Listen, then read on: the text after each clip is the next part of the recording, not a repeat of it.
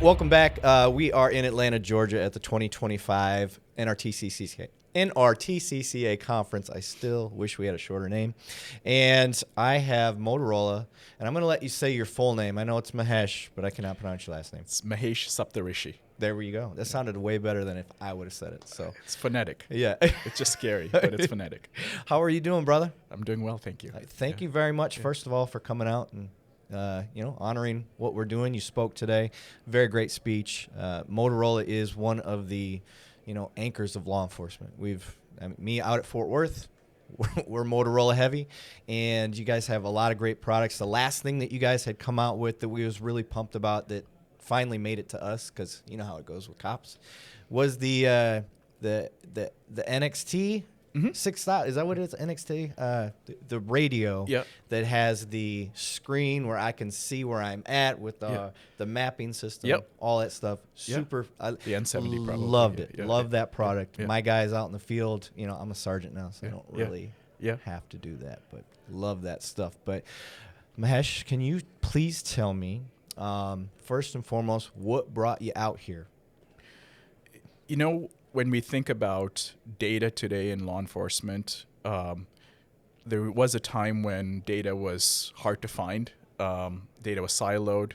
Now I think we have de-siloed data. There's a ton of data. There's a different varieties of data.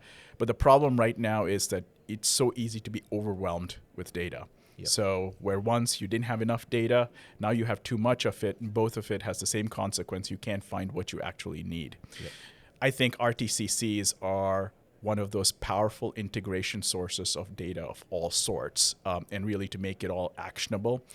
AI plays such a big role. We launched this capability called Assist not too long ago, integrating community information, 911 data, video data, etc., radio data very specifically, and really making it relevant to that particular event so that you can change the trajectory of that event in that moment. And so that is why we are here, because we believe that when the word data integration, data fusion comes into play, RTCCs are at the center of it. Bringing RTCCs closer to 911, to dispatch, to records, to frontline officers, leveraging AI is what we're all about, and so that's why we're here. Okay, so the big reveal this year is going to be Assist. That's what you're calling it? Correct. So we launched Assist for 911 last year. Okay. And through the course of this year, we've been launching Assist in its various different forms.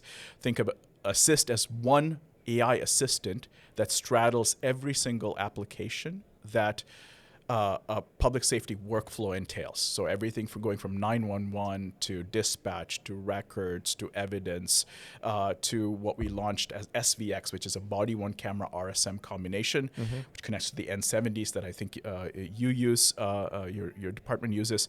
All of that allows us to have voice-based conversational and visual exchange with data in a way that was not possible before. So you're taking all police's existing platforms, such as their RMS system, CAD system, video management systems, and Assist is allowing them to communicate together and pull information that they're looking so quick, fast, and in a hurry. I mean, you've probably been Motorola Solutions customer for a very long time. Yes. And we've always been about collaboration and communication.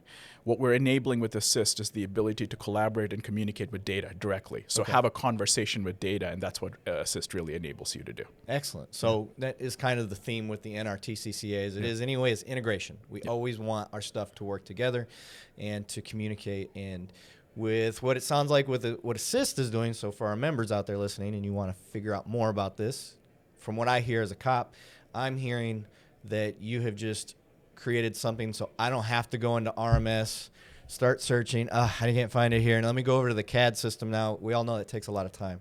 And when things matter in real time, this sounds like it's going to be a lot faster solution for us. So that's right. I mean, if you want to do a real-time investigation on vehicles, as an example, you want to understand there was a vehicle that was perhaps a red Mazda that you were looking for, but you're looking for a red Mazda in a park.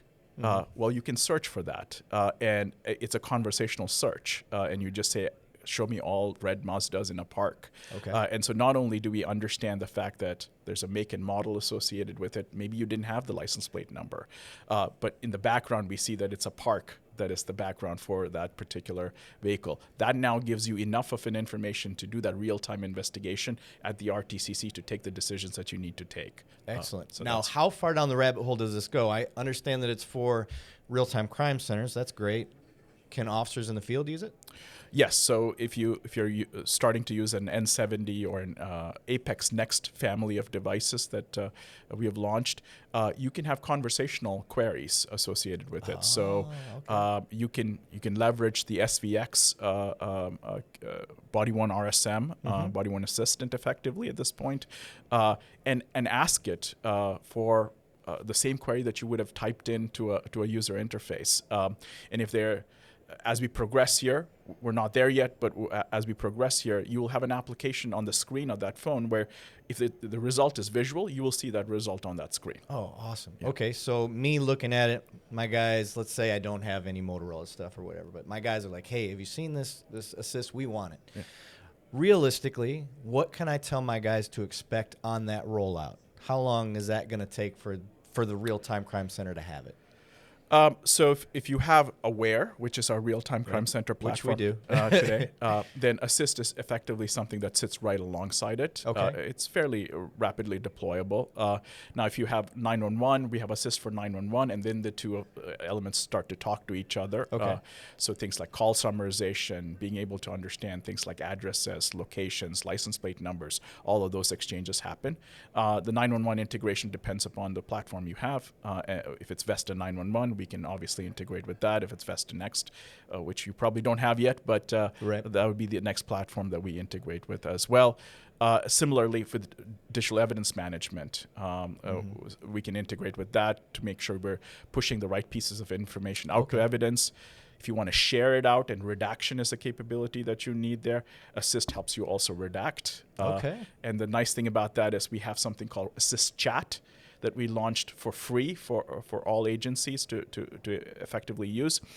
It may be that given an incident, you may have particular redaction policies. You may have to redact certain screens. You may have to redact certain individuals, perhaps minors, etc. You can ask Assist Chat what the policy for redaction is. It will tell you that policy right there on the screen, and you can leverage Assist for evidence to redact that video for you based on that policy. So one of the concerns that officers, well, especially Ivory Tower, they're going to be concerned about is the internal. Is the AI platform going to reach outside of the network? So does Assist stay inside the network, or does it reach outside of the network? So Assist will only leverage the data that you have, that you control. Yeah. So you already solved it. That's right. Yeah, okay. That's right. And it's all CJIS-compliant, and it's compliant with all the policies and considerations that wouldn't matter to you. So I know that's a big citizen concern. So that's the whole reason I asked the question. I already knew the answer, but I want people to hear it straight from them that this is a consideration they've already taken, and that is going to be just the information you have. It's like your own little Google search, but just with your stuff. It's not going to your guys' social medias or anything like that. It's just the data that the police have already stored. That's right. So that's awesome. I like that. Thank you. Excellent. Okay, a little outside the box question, sir. I know you coming out here, you may not know what to expect every year. What's something that's kind of caught your eye that you want to check out yourself? I think there's a lot of conversations about data sharing. Okay. You see a variety of RTCC solutions that are out here today. I think as the more we can start to link some of these solutions together effectively, their data exchange formats and such that can be defined, I think that is quite exciting and probably necessary at this point as well. And so it's, I think, my curiosity is to see who has what are the data formats, what are the types of information that are being exchanged, and perhaps how can we make this more of an open platform. Yeah. I agree with you. I think the future of where, especially our major metroplexes and stuff like that, we can no longer be siloed. Like you said, we're getting overwhelmed with data. It sounds like Assist, and this may be something you guys are already going down the rabbit hole on. It sounds like Assist is going to be a great tool also for our prosecution, for the court side. to start sharing that data between police and the court system so cases aren't missing any Yes. data. Because the moment there's data missing and a defense attorney finds out, that case is over with because it's Yes. going to say that you withheld evidence. Yes. And that's not the case. That's not what cops are trying to do. They're just over inundated with all this data. 100%. So having that and having assist to work both ways. This is just how my brain works, Yep. so I get it out there so people hear it. So I'm looking forward to that part. Regionalization. That's where I was going with the metroplexes. Yeah. I think regionalization is going to be the next evolution of real-time crime centers. Fort Worth, I'm going to give them a shout out. That's my place. We are actually going to be the first level 5 regionalization. Wonderful. We have like 33 agencies already signed up. So it's going to be a joint collaboration. And like you said, data integration is going to be a major hurdle for us because this city may have this types of platforms and information. We Yes. are using, what we've got. So we got some things to navigate, but Yep. it's good problems to have because 100%. we're moving in the right Yep. direction. And it sounds like you guys are already ahead of the game trying to help out people to do that. So really appreciate it. Now, sir, before I let you go here, is there anything else that you want to get out there for people to know? AI is a brand new thing for many folks in the scale that is out there. We have been in the AI space for a very long time. AI can quite dramatically change the nature of the workflows that you implement, and it can also change the nature of how you implement those workflows. Oftentimes, AI gets embedded in all these pieces of software, and it's not clear how is AI used, what kind of data is being used. You asked me this question, are we reaching outside to get additional information, who controls the data, et cetera. I think transparency in terms of how AI is part of an application is incredibly important.